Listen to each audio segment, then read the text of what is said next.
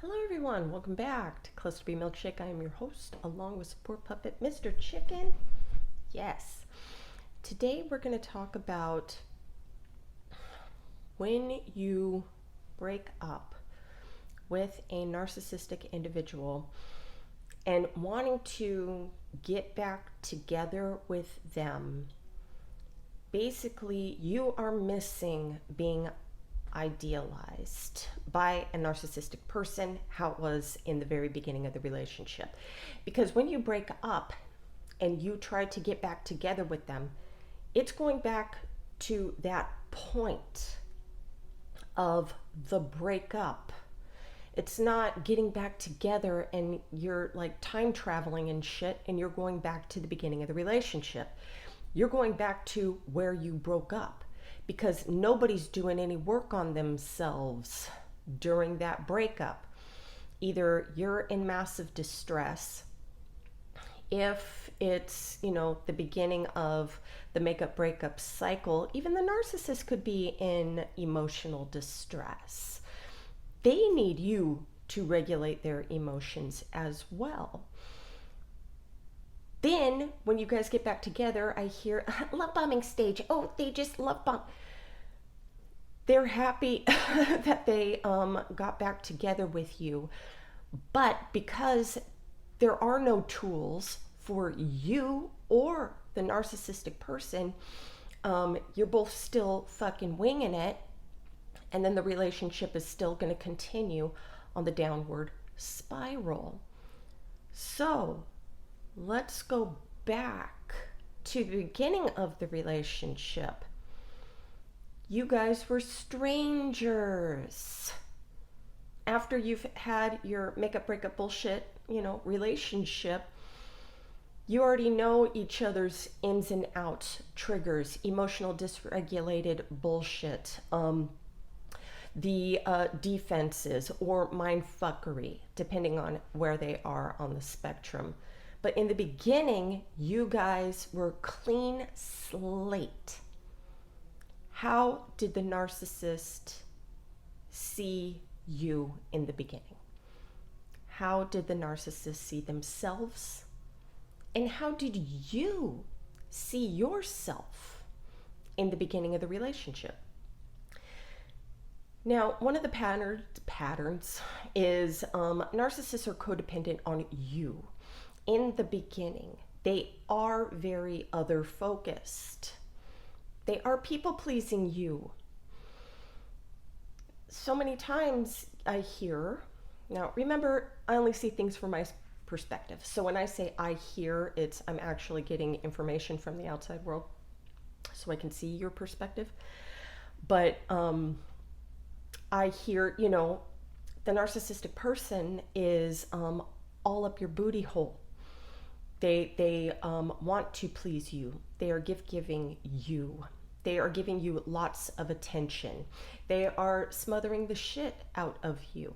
Now, some people are codependent to start with. Now I'm talking about you. You could have grown up in childhood trauma. You are hyper aware of other people's moods. This doesn't make you a magical empathic creature, okay? It's due to childhood trauma. You had to walk on eggshells around the people in your life. So now when you walk into a room, you're walking on eggshells thinking that you can feel the energy off of other people when you're actually like this FBI agent who is very hyper-focused on body language, okay?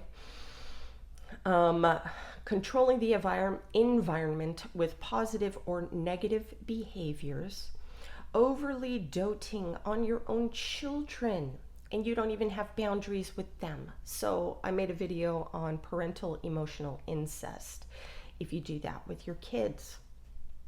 Or you have stayed in an abusive relationship in the past. So you already had that dynamic.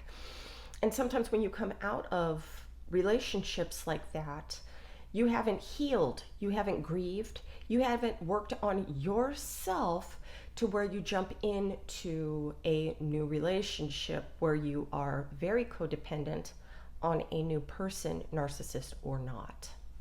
Okay? And you can really come off as the toxic one. Now, some people are trained to become codependent by how much a narcissist is needing you. Okay? Now, you need to be needed. Because this person is like, you're the air I breathe. And you're just like, oh my God. You know, I've never had anybody need me so much, give me so much, want to be so helpful in my life, be there for me emotionally, be the best attentive lover, you know, things like that. So just like fucking mice in a lab where you're pulling that lever all the time, the narcissistic person is just giving. You're reciprocating as well, but over time, the narcissistic person will become more selfish and be self-focused. And now you are only them focused. So you're both conditioned to accept these roles. But instead of the narcissist pleasing you in the shared codependency relationship, the narcissist starts to focus on themselves, but not in a healthy way, okay? They go into their own world. This is when you're going to be blamed for their boredom. I mean, chronic boredom, dude. So after we learn everything about you, you know, we took notes, you are our new project. When we are done learning whatever we need to know about you, after the honeymoon stage is over, things begin to calm down. Now, this is where it's so funny. I'm like, this is where real love comes in. But if you were a toxic, smothering fuck, all enmeshing in each other during the honeymoon stage and stuff, there isn't going to be that normalcy of love. You know, you're going to be like, well, the intensity was love. Now love is gone. You know, you guys weren't separate entities that were getting to slowly know each other over time, and then, you know, becoming more comfortable, sharing a little more, spending a little bit more time together, but still being your separate entities, not enmeshing into one. Toxic relationship, you enmesh, then you start to pull apart. One person is more anxious, the other one is more avoidant. Okay? So, you both have a problem and you both will start pointing a finger at each other. Right? So, you want to people please. You want the attention. You want the smothering. You want the gift giving. You want the sex bombing in the narcissist's back. They want to withdraw from your smother. They want to withdraw from your complaining, your frustration, your heavy breathing, your manipulative crying. I'm telling you, this is what we see. If some of you guys are honest, you're pouting and shit, you're doing it because, and I've heard this, that you want your narcissistic person to care. You want them to take notice. So you are going to cry a little harder, a little louder. You're going to stomp around. You're going to silent treatment. I have seen many codependent people withdraw attention, sex, I have seen them financially abused with strings attached. Okay? So, for me, seeing somebody just so fucking miserable with my masking or lack of, all I see is, you're just shooting out these shame targets at me, and that makes me definitely not to be around you at all. So not only are you're not even looking for anything good about me either. So I'm not looking at anything good about you. You're not looking for anything good about me. There's no more gratitude. There is no more appreciation for being in each other's lives. It's, why can't you do this? Why can't you be? Why? You think that a narcissistic person is so calculated that they are doing these things just to harm you. We don't know what the fuck. We don't know what the fuck. Why is this fucking relationship going to shit? Obviously, it's you. Obviously, I got to go find somebody else. Or I got to push you away. Or I got to trigger you in some way. So you will leave. Reverse discard.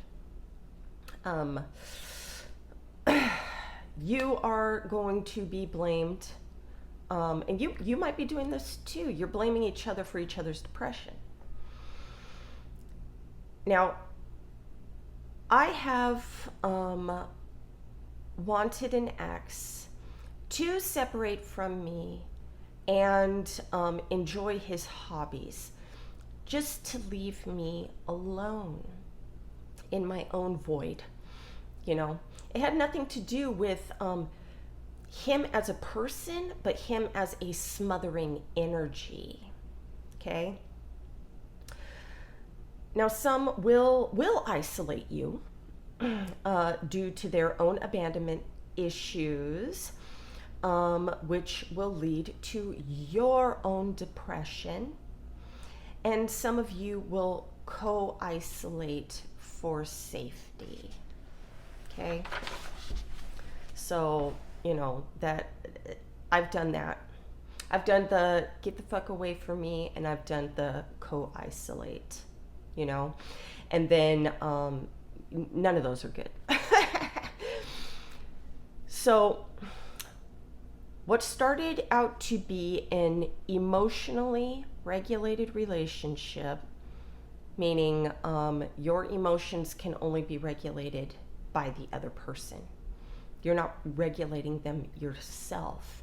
And narcissistic people, they don't know how to regulate their own emotion. I mean, it's not called the neurotic fucking disorder for nothing, It's all about the emotions being fucking what's whether on the inside or actually showing that bullshit on the outside. I will control the other through my actions. This will now turn into an emotionally dysregulated relationship where you both are unhappy. You're both manipulating. You're both punishing each other. Even your energy is radiating resentments. Okay? There's chaos. There is no peace. Even if, even silent treatments create chaos. It's that silent chaos energy, It is manipulative. It is do what I want or I'm going to withdraw from you. This is all fear-based too, because you're not communicating. And the communication isn't, you need to. It's, you have to be looking inside. What am I doing to create this distance? Even being together all the time, you are distant on the inside. There is no sharing, nothing. That's why when people are like, Even when I'm with you, I feel lonely. You know, that's a big mind fuck because you know, we there's nothing. Not only is there nothing there, it's like, how am I supposed to share this emptiness without basically, you know, being, you know, you're gonna think I'm just depressed. Not saying that there isn't depression there, but usually it's just like a void, right? So, you know, it's like, okay, your partner is depressed. You love your partner. You want to fix this depression because you don't want to see them suffer. But you can't fix what's broken inside of them. And if they aren't going to fix and try to find ways to alleviate this depression, they're just going to use negative coping mechanisms. You're going to be blamed. You're going to bitch and complain. The whole thing sucks. The whole thing sucks. The whole thing sucks. So, you're either going to get fed up and leave, or you are going to stay because this is your saintly cross to bear. So, what do you do now? Your brain takes the wheel and starts to find ways to fix the other person. You know, I mean, I've done this too.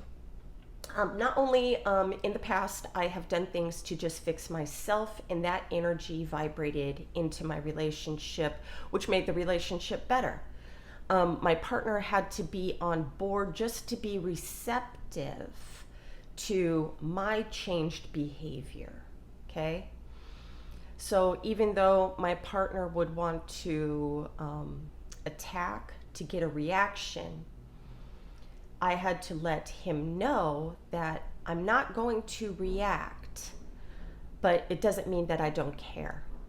Because a narcissist needs chaos. So if you are with a narcissistic person, you know I love toxic people. So I've only been with other toxic individuals, and yes, our toxic asses do have codependency issues. So I had to, you know, let them know that this thing is going to be figured out, but we're going to change the energy in the relationship. Now, they had to be on board, you know. I mean, I've heard a lot of people where, you know, you change yourself and you change your world anyway. But, you know, in the past, I've always said, I kind of need you to stop attacking me, you know, all the time and stuff.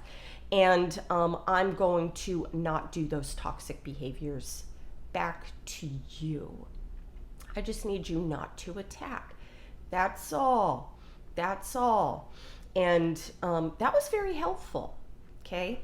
Because when I started to change my way of seeing things, not just pointing a finger outward, everything is your fault, you are the cause of my pain, I'm like, no.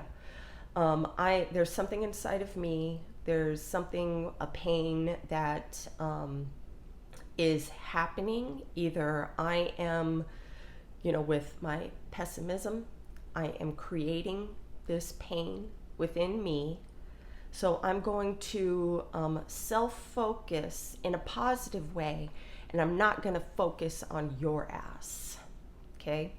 Now, there's things about a relationship. If your partner is an alcoholic or a drug addict, and their total personality is changing, they're becoming very abusive because of these things, that is a separate issue. That is a separate problem. You cannot be around somebody who is blacking out. They are saying hurtful, fucked up things that they are claiming they don't fucking remember the next day.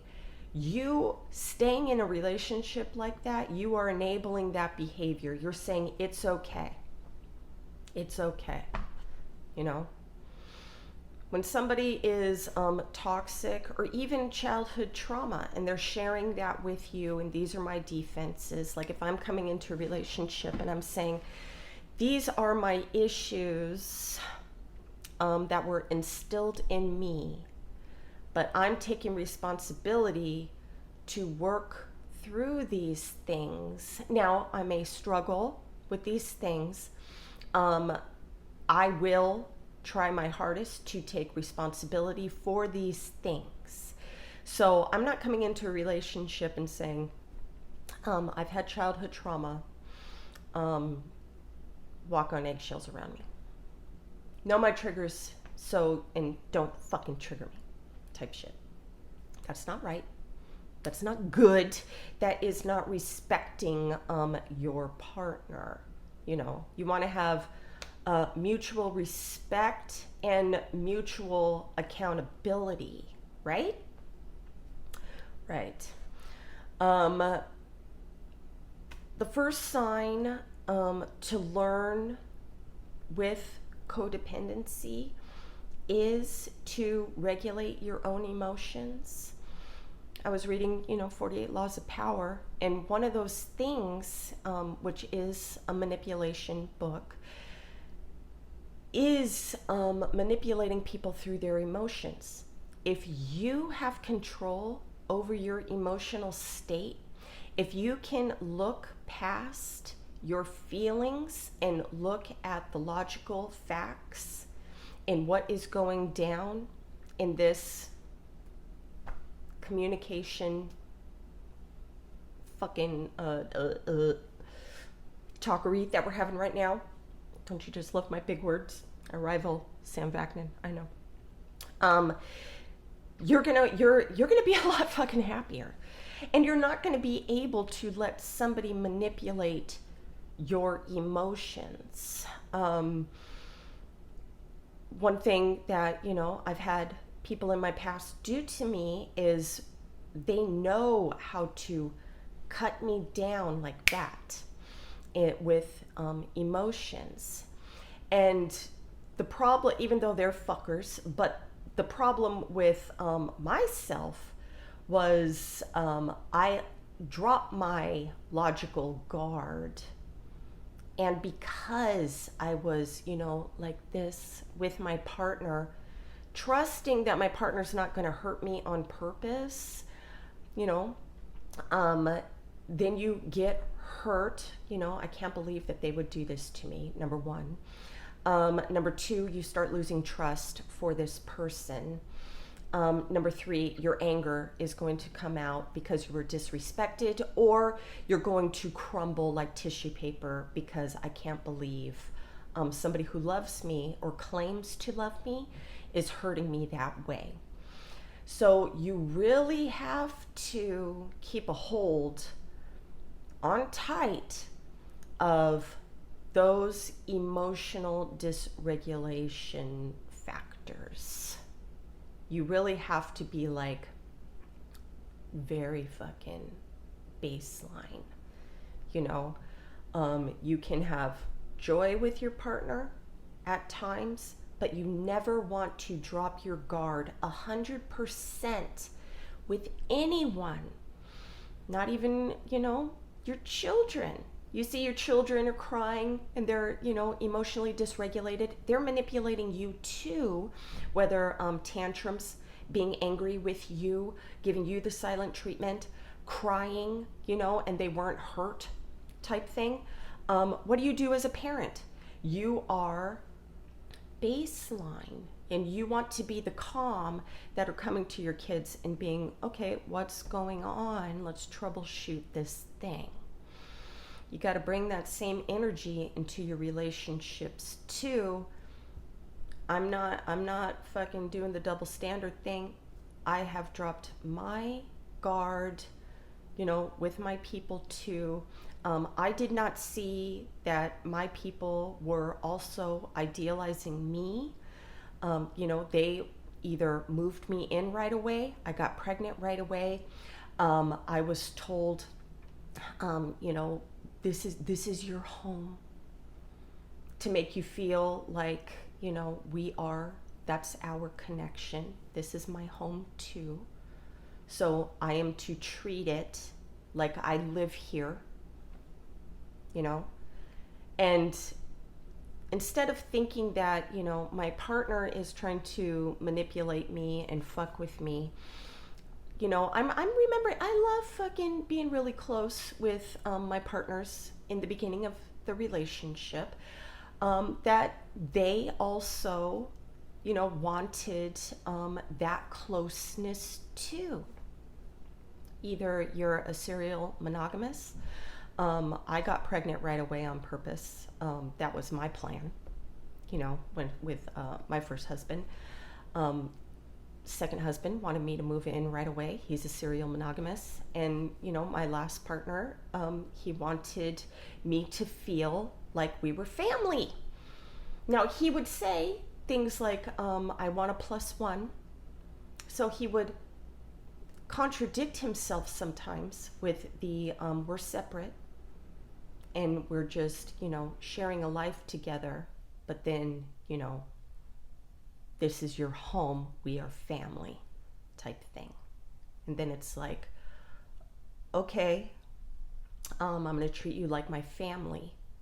And then it's like, it becomes too much, you know, for him. That's another thing is changing your mind. Narcissistic people, we change our minds all the time.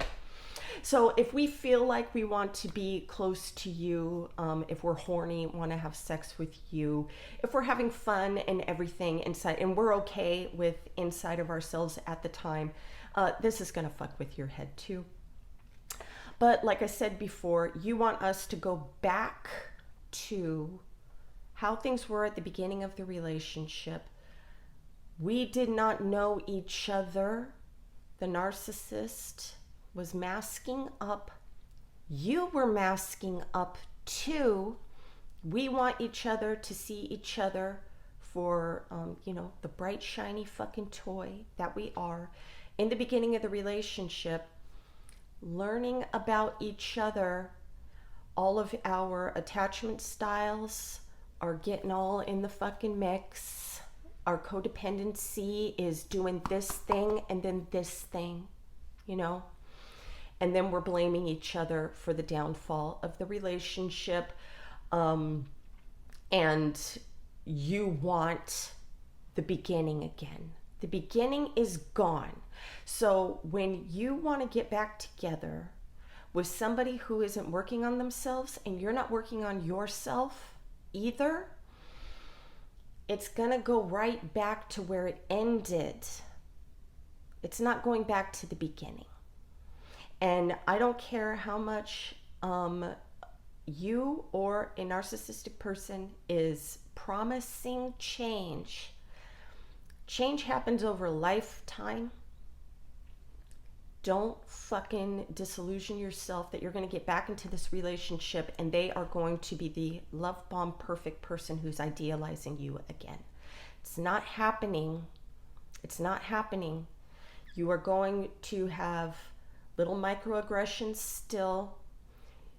You may need couples therapy just to have a guide. So both of you take turns listening to each other. It's not just the narcissist isn't listening. There are things about the narcissist that we are too fucking afraid to fucking say. This is why we manipulate people all the time, because we're pussies. We can't talk. So, you know, it's a group effort. And if they don't want a group effort with you, fuck them. You know, and F you too if you know, are only, you're the problem only. You know, if you both don't want to do it together, then you don't. And sometimes they don't. They would rather just go off and be alone or find somebody new that doesn't know them, and then they can do it all over again.